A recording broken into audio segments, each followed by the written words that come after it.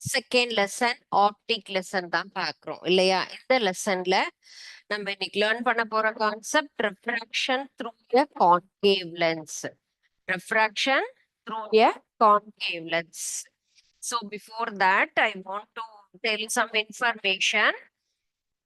இப்போ சவுண்ட் இல்லையா? ஒலி அப்படிங்கிறது காற்றில் பயணிக்கிறத விட தண்ணியில எப்படின்னா 4 மடங்கு வேகமாக டிராவல் பண்ணும். The traveling time is higher than compared to air. Water தான் டிராவல் அதனுடைய டிராவலிங் ஸ்பீடுங்கிறது ரொம்ப ஃபாஸ்டா இருக்கும். ஏர்ல டு வாட்டர்ங்கிறது ரொம்ப லெஸ்ஸா இருக்கு. ஓகே, அண்ட் நெக்ஸ்ட் ஒரு இன்ஃபர்மேஷன். யூஸ்வலா எல்லாருக்கும் இது தெரிஞ்சிருக்கும். நம்மளுடைய பாடி கான்ஃபிகரேஷன்ல நமக்கு நம்மளுடைய டோட்டல் நம்பர் ஆஃப் போன்ஸ்னா 206 206 அப்படின்னு சொல்லுவோம் இல்லையா? சோ இப்போ அந்த 206 அப்படின்னு சொல்லக்கூடிய அந்த இதுல பை பர்த் பிறக்கும் பாத்தீங்க அப்படின்னு சொன்னா 300 இருக்கும். Total number of bones in adult 206. But அது வளர்ற குழந்தையினுடைய சின்ன குழந்தையினுடைய உடல்ல பாத்தீங்கன்னு சொன்னா 300 அப்படிங்கிறது தான் real. Okay, and next one. யூஸ்வலா தண்ணியில இப்ப பூமியில இருக்கக்கூடிய ஆக்சிஜன் யார் ரொம்ப அதிகமா ப்ரொடியூஸ் பண்றாங்க அப்படின்னு கேட்டா நமக்கு சீஷோர் ஏரியா, கடல்ல இருந்து தான் நமக்கு அதிகமாக என்னது நமக்கு ஆக்சிஜன் அப்படிங்கிறது ப்ரொடியூஸ் ஆகுது. ஸோ ப்ரொடியூஸ் பண்ணக்கூடியது நமக்கு எந்த இடத்துல பூமியில இருக்கக்கூடிய ஆக்சிஜனுடைய பெரும் பகுதியே எந்த ஒரு பகுதியாகப்பட்டது உற்பத்தி செய்கின்றன அப்படின்னு கேட்டா பெரிய கடல்கள். என்ன சொல்லலாம், தீபகற்பம்னு சொல்லுவோம் இல்லைங்களா? ஏன்னா நமக்கு நம்மளை சுத்தி 3 பக்கமும் நமக்கு நீரால் ஒரு பக்கம் நிலத்தால் நிரம்பியதுதான். எல்லா இடத்துலயுமே நமக்கு கடல் பகுதிங்கிறது அதிகமாக இருக்கு. மரங்கள் ஆக்சிஜனை உற்பத்தி செய்யுது அப்படிங்கறத விட நீராவியின் மூலமாக கடல் நீரிலிருந்து ஆவியாகி வெளியேறக்கூடிய ஆக்சிஜனினுடைய அளவு என்பது நமக்கு அதிகமாக இருக்கும். ஓகே, சோ இந்த ஒரு 4 பாயிண்ட் நீங்க இன்னைக்கு என்ன பண்ணிருக்கீங்க, லேர்ன் பண்ணிருக்கீங்க. சோ இப்போ நம்ம பார்க்க போற கான்செப்ட் லென்ஸின் வழியாக ஒளி விலகல். ஓகே, எந்த lens? We lens.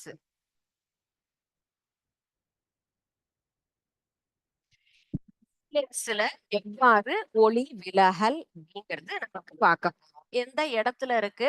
Object at infinity. Infinity அப்படிங்கிறது என்னது? ஈடிலா தொலைவில். ஃபர்ஸ்ட் எந்தெந்த இடத்துல பொருளை வச்சிருக்கோங்கிறது தான் பொருளாகப்பட்டது.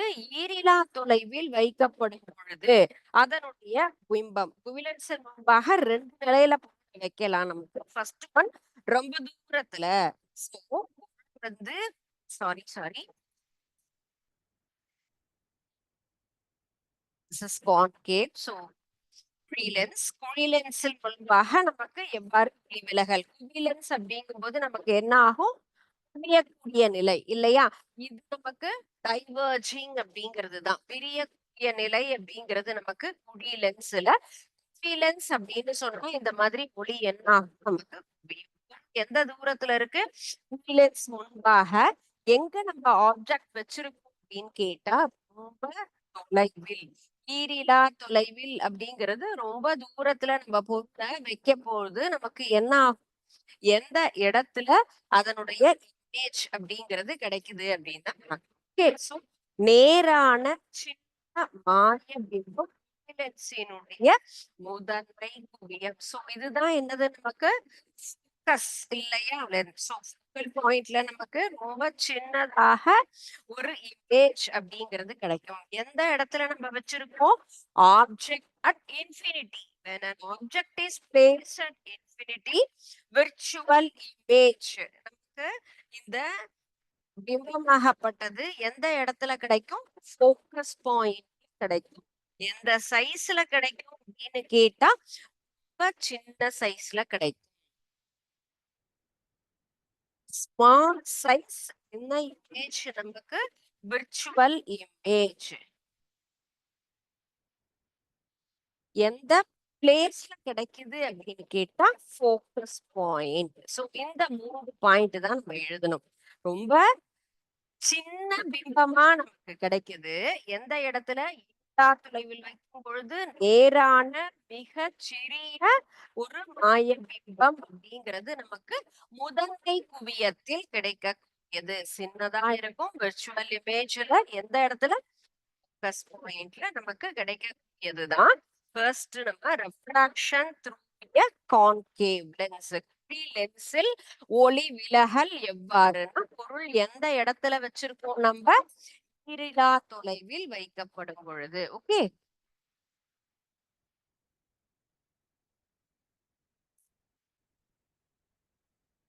சோ இங்க பாருங்க எந்த மாதிரி இருக்கு இப்போ இதுல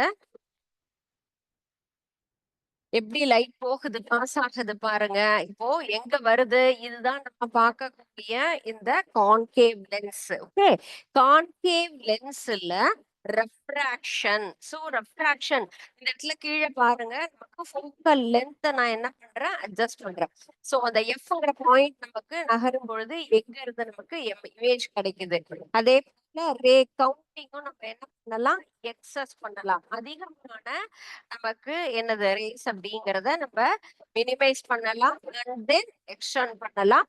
அண்ட் ஸ்பீட் அப்படிங்கறது பாருங்க, ரொம்ப பொறுமையா வச்சிருக்கேன். எப்படி நமக்கு இமேஜ் ஃபார்ம் ஆகுது அப்படிங்கறது இதுல தெளிவாக தெரிகிறது. லென்ஸ் அப்படிங்கிறது நம்ம லாஸ்ட் கிளாஸ் பார்த்த கான்செப்ட். இப்ப பாக்குறது குழி லென்ஸின் வழியாக ஒளி விலகல். ஒளி விலகல்ங்கிறது இது என்னது? குழி லென்ஸுங்கும் பொழுது நமக்கு குவியாது விரிவடையக்கூடியது. சோ இது இந்த இடத்துலதான் நமக்கு என்ன ஆகும்? இப்ப பார்த்த நம்ம அந்த ஃபர்ஸ்ட் இமேஜ் அப்படிங்கிறது குழி லென்ஸின் வழியாக ஒளியாகப்பட்டது எவ்வாறு விலகல் அடைகிறது.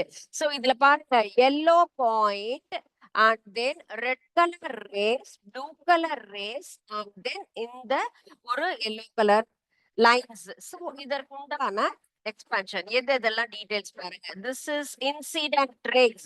Red color rays are known as incident rays. Blue color rays are called as refracted rays. Virtual extension. Virtual எக்ஸ்டென்ஷன்னா நமக்கு எங்க நமக்கு இந்த இடத்துல இமேஜ் அப்படிங்கிறது கிடைக்கிறது. லாஸ்ட் ஒன் என்ன? லென்ஸ் அப்படிங்கிறது இதுதான் இந்த சென்டர் பாயிண்ட்ல இருக்கக்கூடிய lens. Refraction through a concave lens object at infinity. So அந்த ஈலா தொலைவில் நமக்கு பொருளை வைக்கும் பொழுது எந்த இடத்தில் நமக்கு எங்க பிம்பம் அப்படிங்கிறது கிடைக்குது அப்படிங்கிறது தான் இப்போ இதுல கிளியரா நம்ம பாக்குறோம். Understand, students?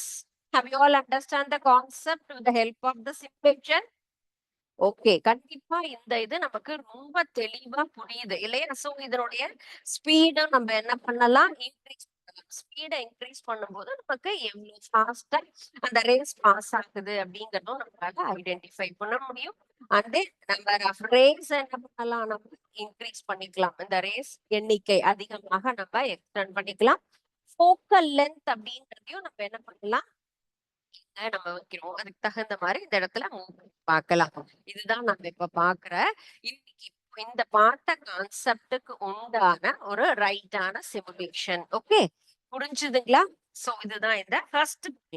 செகண்ட் ஒன் தான் பொருள் வந்து நமக்கு இது இன்ஃபினிட்டி பிளேஸ்ன்னு சொன்னோம். செகண்ட் ஒன் ஆப்போசிட் நமக்கு வந்து எந்த இடத்துல?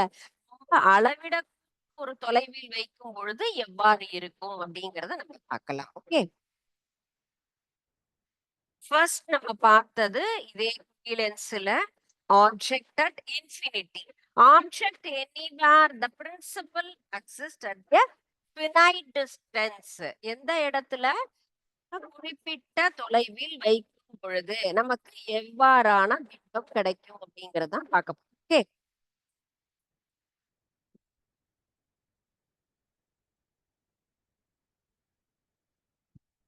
Object at finite distance. Finite distance அப்படின்னு சொல்லும் பொழுது எந்த பிளேஸ்ல நமக்கு ரொம்ப ஒரு அளவிடக்கூடிய தொலைவில்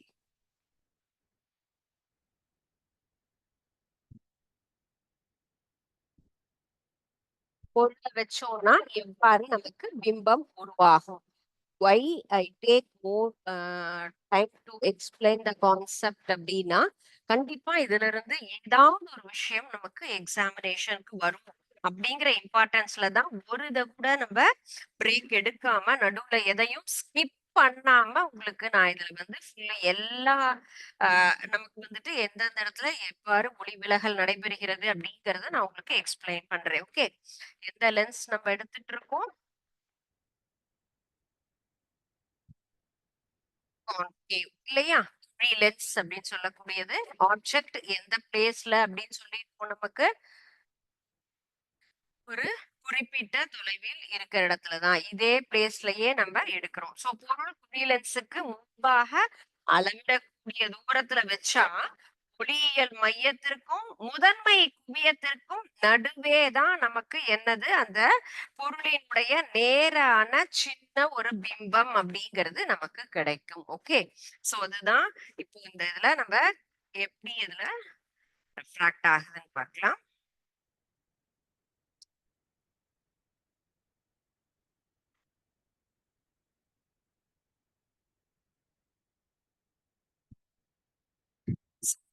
நம்மளுடைய ஒளியினுடைய சோ அதே மாதிரி சின்ன இமேஜ் தான் நமக்கு கிடைக்க போகுது. எப்படி அது நமக்கு அது விலகல் அடைகிறது, விலகல் அடைஞ்சு போகுது அப்படிங்கறதும் நம்ம இதுல பார்க்கலாம்.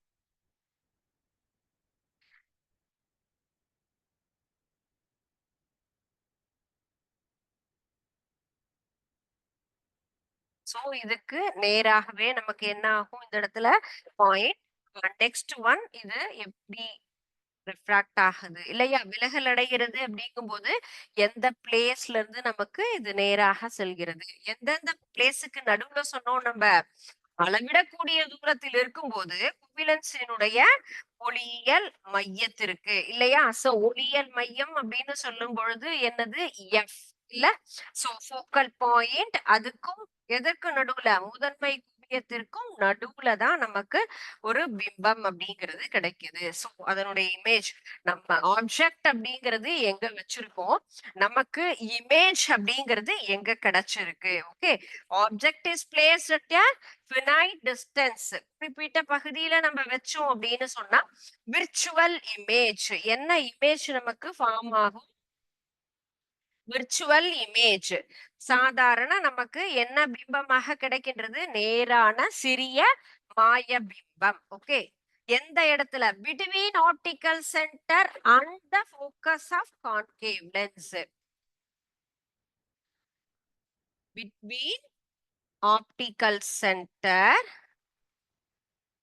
அண்ட் ஃபோக்கஸ் பாயிண்ட் இந்த ரெண்டுக்கும் நடுவுல தான் நமக்கு இந்த இடத்துல இமேஜ் அப்படிங்கிறது கிடைக்குது. So the size of the image is smaller than the object. So இதை விட எப்படி இருக்கு நமக்கு நம்மளுடைய சைஸ் இந்த ரியல் ஆப்ஜெக்ட கம்பேர் பண்ணும் பொழுது ஸ்மால் சைஸ் சிறிய பிம்பம் அப்படிங்கிறது தான் நமக்கு கிடைக்கும். Okay, small size virtual image எந்த இடத்துல எந்த பிளேஸ்னா between optical centre and the focus point. So இந்த இடத்துல தான் நமக்கு object at the principal axis at a finite distance. So பொருளாகப்பட்டது அளவிடக்கூடிய தூரத்தில் வைக்கும் பொழுது இந்த மாதிரியான இமேஜ் தான் நமக்கு கிடைக்கும்.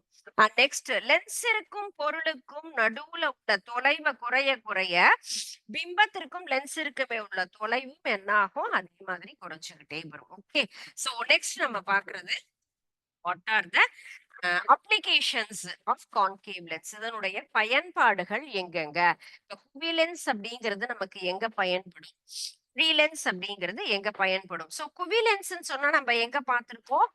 நமக்கு போட்டோ ஒளிப்பட கருவியில பயன்படும். அதே போல நார்மலா நம்ம யூஸ் பண்ணக்கூடிய அந்த உருப்பெருக்க கண்ணாடி, மைக்ரோஸ்கோப் இது எல்லாத்தையும் நம்ம யூஸ் பண்றதுக்கு இது நமக்கு ரெண்டு வகையான ப்ராப்ளம்ஸ் அப்படிங்கிறது நம்ம ஃபேஸ் பண்ணுவோம். எந்த இடத்துல? நம்முடைய கண் பார்வையில் கிட்ட பார்வை, தூர பார்வை அப்படின்னு நம்ம சொல்லுவோம் இல்லையா?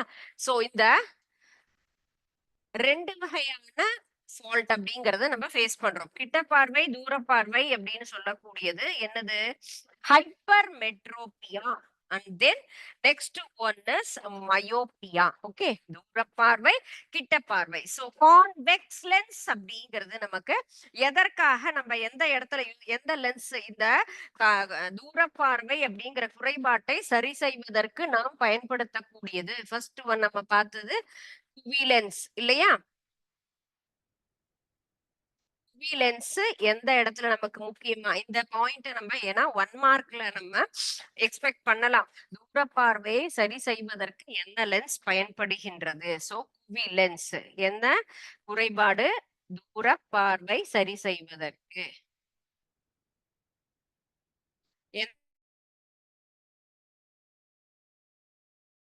அப்படின்னு கேட்டா தூர பார்வையை சரி செய்வதற்கு குவி லென்ஸ். அதே போல அடுத்தது கிட்ட பார்வையை நம்ம சரி செய்வதற்கு பயன்படுத்தக்கூடியது குழி லென்ஸ்.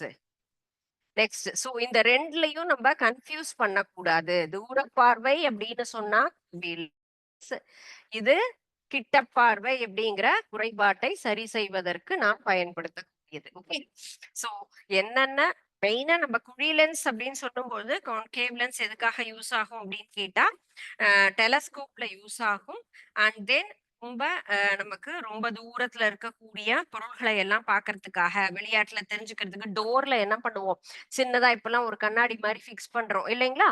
சோ அந்த மாதிரி லென்ஸ் அப்படிங்கிறது என்னது, நம்ம வீட்ல இருந்து உள்ள இருந்து பார்க்கும் பொழுதே டிடெக்ட் அப்படிங்கிறதுக்காக வெளியில இருக்கக்கூடியது யார் அப்படின்னு நம்ம பாக்குறோம்ல, அதற்காக பயன்படுத்துகிறோம். அண்ட் தென் நமக்கு இந்த ஒரு மிகப்பெரிய டிசீஸ நமக்கு வந்து சால்வ் பண்றதுக்காகவும் என்ன பண்றோம், இந்த லென்ஸை யூஸ் பண்றோம். Okay, this is myopia. Myopia அப்படிங்கிறது குழி லென்ஸ். ஓகே, மயோப்பியா அப்படிங்கிற டிசீஸ நம்ம சரி செய்வதற்கு பயன்படுத்தக்கூடிய லென்ஸ் என்ன லென்ஸ் அப்படின்னு கேட்டா concave. Concave lens are used to solve the myopia problem. And then convex lens. Convex lens எதுக்காக நமக்கு hypermetropia.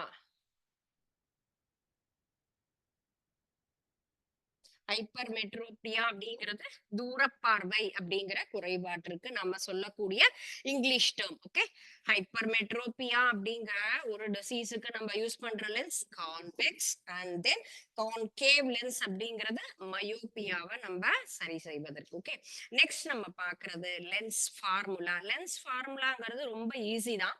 எல்லா லென்ஸுகளுமே நம்ம என்னது அதனுடைய உருப்பெருக்கம் எவ்வாறு அது வந்து ஃபுல்லுமே அதனுடைய ஃபார்முலா அப்படின்னு சொல்லுது எதற்காக நம்ம பயன்படுத்துறோம், ஸ்பெரிக்கல் அப்படிங்கிற மிரர் இருக்கு இல்லையா? சோ எல்லா கோளக ஆடிகளுக்கு உண்டான ஒரு சமன்பாடு அப்படிங்கிறதுதான் பொருளினுடைய தொலைவு, பிம்பத்தினுடைய தொலைவு, அண்ட் தென் குவிய தொலைவு, இது எல்லாத்துக்கும் சேர்த்து ரிலேட்டடா ஒரு ஃபார்முலா அப்படிங்கறத நம்ம கிரியேட் பண்றோம் அப்படின்னு சொன்னா அதுதான் லென்ஸ் ஃபார்முலா, லென்ஸ் சமன்பாடு அப்படின்னு நம்ம சொல்றது.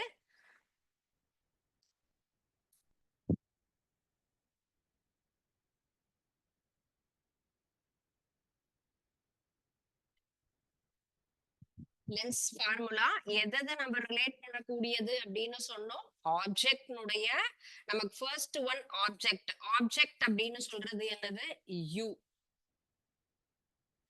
எந்தெந்த லெட்டர் எதுக்கு யூஸ் பண்றோம் அதை யூஸ் பண்ணி தான் நம்ம என்ன பண்றோம், அந்த ஃபார்முலா அப்படிங்கறத நம்ம மேக் பண்ண போறோம். Distance of the image. Next one is distance of the image is denoted as V, letter V, and then focal length. focal length அப்படிங்கிறது லெட்டர் F அப்படின்னு நம்ம மென்ஷன் பண்றோம். சோ இந்த மூணையும் நம்ம என்ன பண்றோம், யூஸ் பண்ணி தான் இப்போ இந்த லென்ஸ் சமன்பாடு, பிம்பத்தினுடைய பொருளினுடைய தொலைவு, பிம்பத்தினுடைய தொலைவு அல்லது குவியத்தினுடைய தொலைவு, இந்த மூன்றையும் நம்ம பயன்படுத்தி சோ எதை நம்ம கண்டுபிடிக்கணும் அப்படின்னு சொன்னா குவிய தொலைவு. குவிய தொலைவு கண்டுபிடிக்கணும்னா அதற்கு உண்டான ஒரு formula 1/f. So focal length அப்படிங்கறது கண்டுபிடிக்கணும்னா 1/v - 1/u.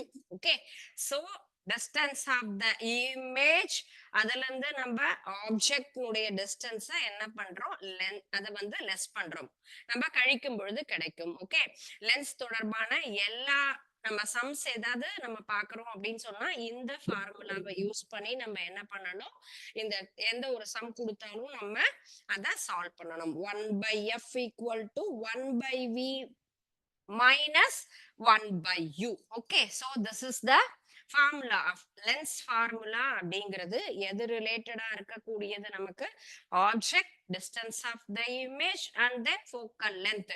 இந்த மூணையும் நம்ம ரிலேட் பண்ணி இந்த ஃபார்முலா அப்படிங்கறத தான் நம்ம டிரைவ் பண்ணிருக்கோம். 1/f கண்டுபிடிக்கணும்னா 1/e minus 1/u.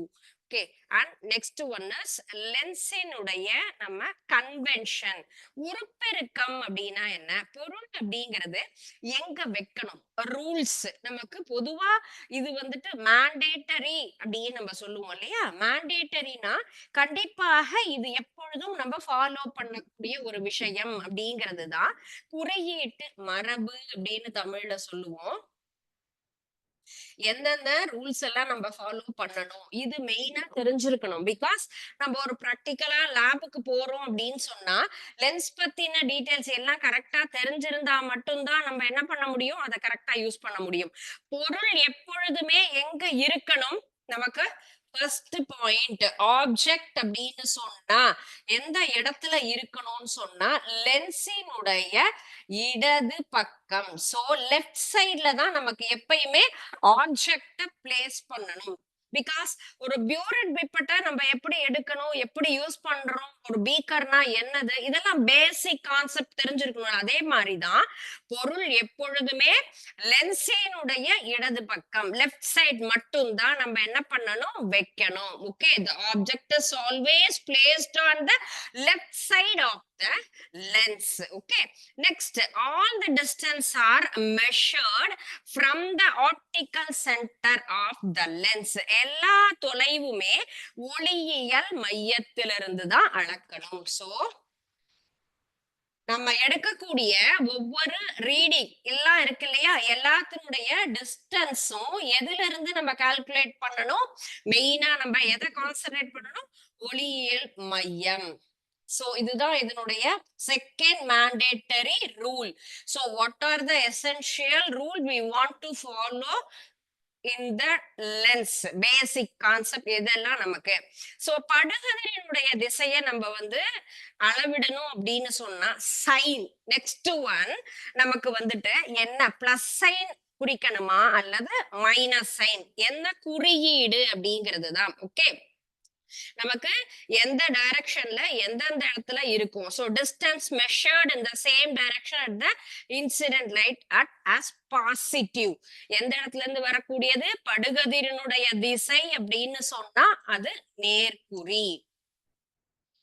படுகதிர் அப்படின்னு சொல்லும் பொழுது நமக்கு இன்சிடென்ட் ரே. சோ அப்ப பிளஸ் சைன். என்ன குறியீடு, நம்ம படுகதிரினுடைய திசை அப்படின்னு சொன்னா அதை நேர்குறியீடு பிளஸ் சைன்ல தான் எடுத்துக்கணும். அண்ட் நெக்ஸ்ட் ஒன், அடுத்தது படுகதிரின் திசைக்கு எதிர் திசையான அளவீடுகள். ஆப்போசிட் சைட்ல, இன்சிடென்ட் ரேஸுக்கு ஆப்போசிட் சைட்ல இருக்கக்கூடியது எல்லாத்தையுமே நம்ம என்ன செய்யணும், மைனஸ் சைன்.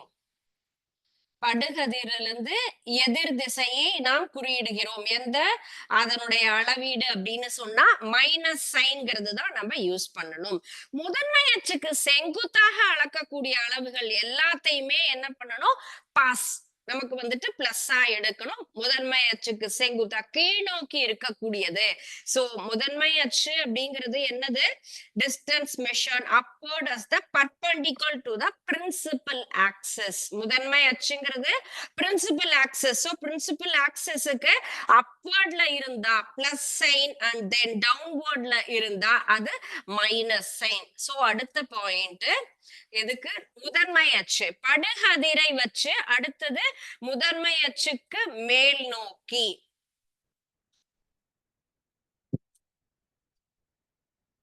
முதன்மை அச்சினுடைய பாகத்திலிருந்து மேல் நோக்கி இருந்தது அப்படின்னு சொன்னா என்ன சைன் நம்ம யூஸ் பண்ணணும், பிளஸ் குறியீடு.